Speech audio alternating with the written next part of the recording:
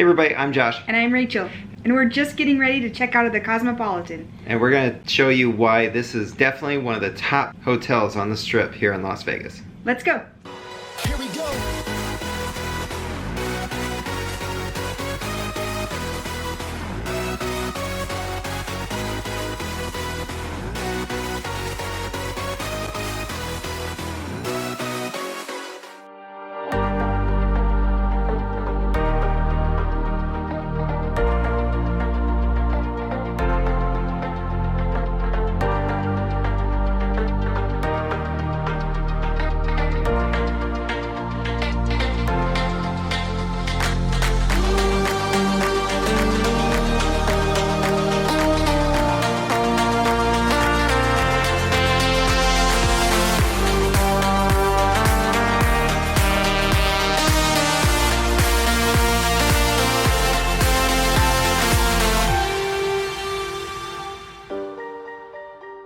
Alright, so we are just about to check out of the Terrace 1-bedroom suite, and we want to share some of the biggest takeaways we have for the Cosmo. Reasons why we think you should stay and why you shouldn't. So we have now stayed in 3 different rooms. I get the names confused because honestly, as long as they have a terrace, I don't care which room it is in the Cosmo. Yeah. I want it. I agree. What did you think about this room? I really liked it. This is the first time we've stayed in the one with the little soaking tub overlooking the balcony. I don't need the soaking tub overlooking the balcony. It's kind of weird. I actually prefer having one of the whirlpool tubs, which you can get in some of the other rooms. We filled it with water, sat in it, and then it's just an awkward. You sit in it. Even 2 people sitting in there, like it's truly just awkward. It's awkward. And I don't get too thrown off by this, but other people might. So we have a strip view right now, which is beautiful, and I actually love it. Probably prefer the strip view to the south view or the Bellagio fountain view. I agree. And I would recommend doing that. But you have a clear window there, and it's literally just across the strip is another hotel. So may not be. if you're nervous about people looking in on you, yeah. You may not enjoy that part. It's a nice relaxing setting. It's just not exactly what I'm interested in. No. I do enjoy the beds. I like it that they give you enough pillows. Yes. It's actually what hotels great. should give you. I love the living room settings in all the rooms that we've been in. Mm-hmm. They all give you refrigerators. That's what I was going to say. The biggest piece for me is having that extra fridge. Throwing in a couple bottles of water that we picked up and just having that cold. That really is something the hotels in Vegas need to consider going back. Gosh, I would love it. It would be nice.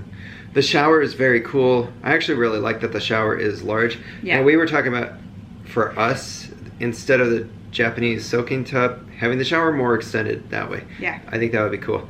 Otherwise, lots of storage space, huge room. Outlets galore. Yes. These rooms, I think one of the best things about Cosmo is, even though it is now like 10 years old or more, it is so well maintained. Yeah. And I think that is what has really set it apart from a Aria Bellagio, from those higher end hotels. And obviously the other thing that sets it apart is the terrace.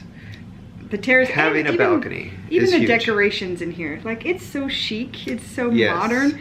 It's one of those kind of fun things. I think that's what I enjoy about walking in the Cosmo. You're like, yeah, this is kind of cool. Hopefully MGM continues with that. Yeah. But we'll see. Balcony. The only thing I have to say about the balcony, this morning as we were eating breakfast, the minute the sun rose above Planet Hollywood, it was like a billion degrees was and straight in hot. your face. Yeah. But that was, I mean, it's minor detail. Just now Yeah. I'm sitting out there, it's not shining in your face anymore. It's perfectly fine. But Yeah, so there's probably a 5-hour window where you will not want to be out there. yeah, So the check-in process was great. super easy. One thing I can tell you that I'm sure a lot of people didn't realize, lines were super long when we got down there. There is one line at the very end on the left-hand side which says identity invited guests. So we are here on a comp stay. We were originally supposed to be in the terrace room that has doesn't have the Japanese soaking tub. It actually has just a straight shot to the balcony. Yeah. And we paid an extra $40 Yeah, it didn't seem like very much, so that's why we did it, since we'd never been in this room. Yeah, we wanted to try a new room. Yeah. It also ended up being strip view, so I'm not sure what the extra cost was for that. Right. But the check-in process was easy. They do allow you to upgrade to different rooms as you choose. Just say, hey, how much would it cost? One of the things I really like about it is I'm not a huge fan of the casino floor, but I agree. do like how you can come in from the strip onto the second floor to get to your room. And like, you don't have to go through the casino to get up here. So that gets into a downside about Cosmo. Yeah. If you're a person that does not like crowds, does not like noise, does not like constant action, Cosmo is probably the wrong place for you. The casino floor is the highest action, highest excitement floor that I've seen in Las Vegas. And It's even on busy. that second floor, around the Block 16 area, or at night around like Marquee, there gets to be lines, very crazy, very chaotic. If that is not your vibe, you do not want to do it. I know a lot of people want it simply for the balcony, but you got to remember that you come with the chaotic casino floor as well. It does tend to be more of a party vibe as well, which if you're not into that, you'll want to think about that. I know if you have a south-facing balcony, you can also hear the night and day clubs if you are too low. So things to think about when you are picking your rooms.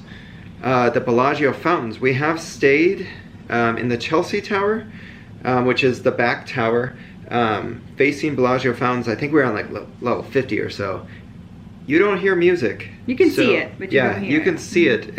It's one of those things where it's very pretty to look at, but if you realize that when you're that high up, you're not hearing the music to go with it, and it really does take away. So if you're going for the fountains, I would recommend going to the Boulevard Tower on a lower level. I will also say, if you're a fan of short hallways in hotels, pick the Boulevard Tower. That's why one of the things I like.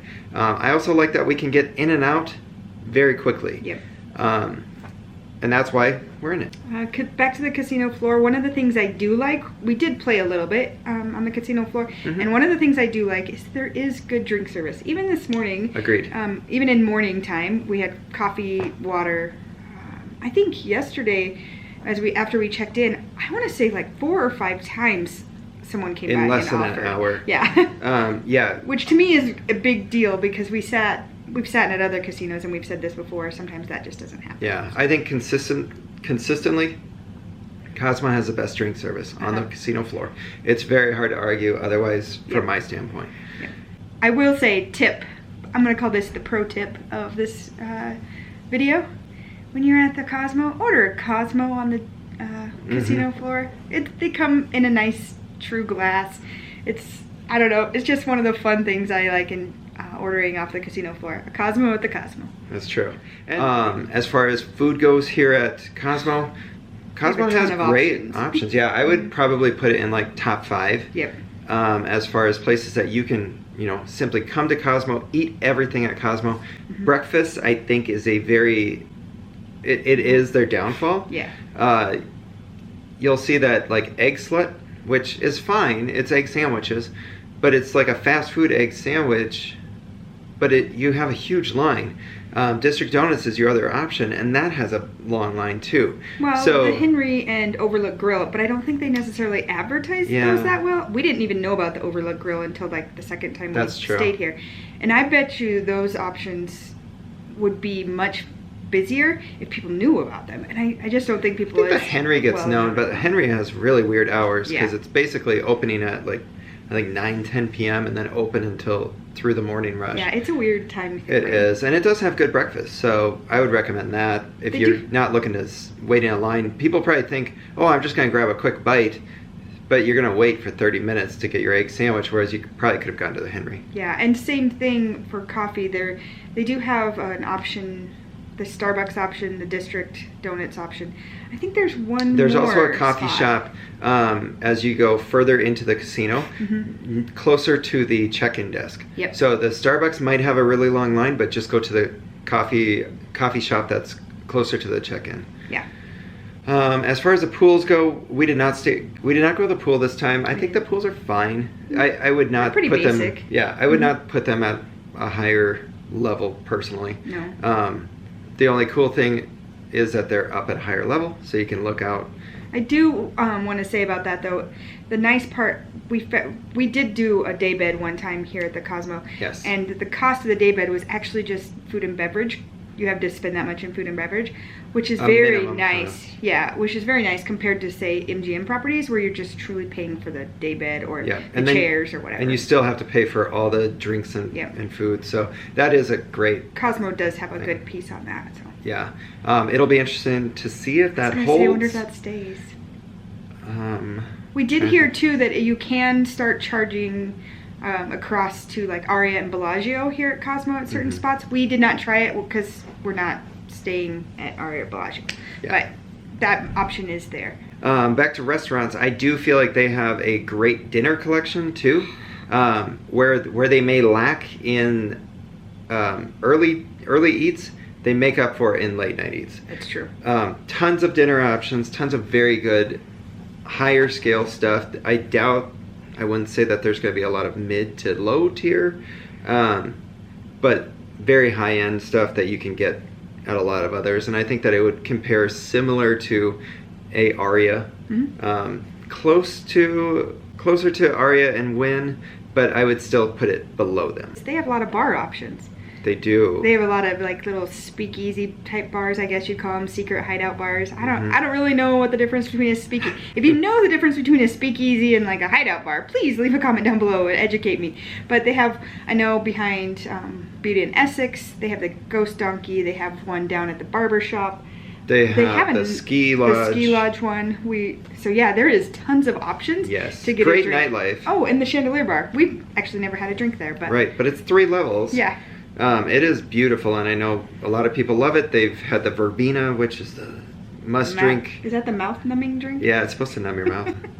I don't know. Someday we'll have it. Maybe. And the other thing, obviously, that makes Cosmo a great option for people, location.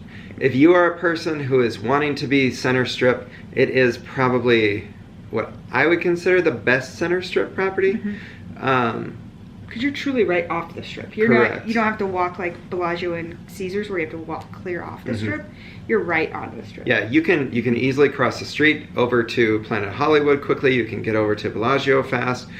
It really is the ideal location for us. Yep. All right, well, we got to check out of this place.